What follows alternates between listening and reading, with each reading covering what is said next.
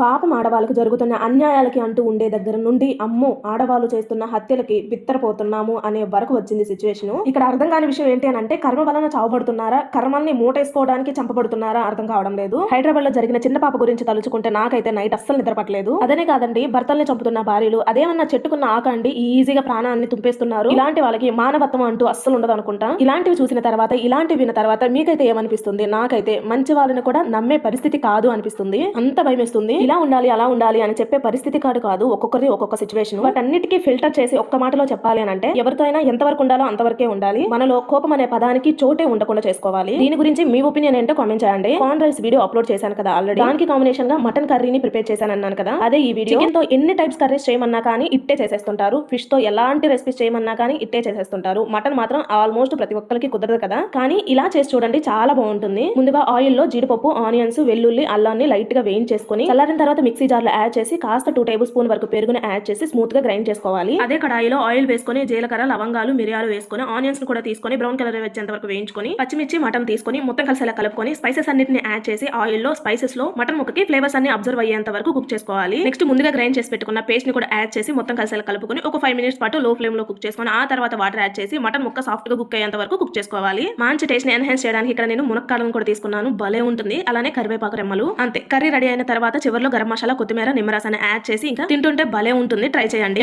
Video నచ్చింది కదా, like చేసి సబ్స్క్రైబ్ చేసుకోండి అబ్బా.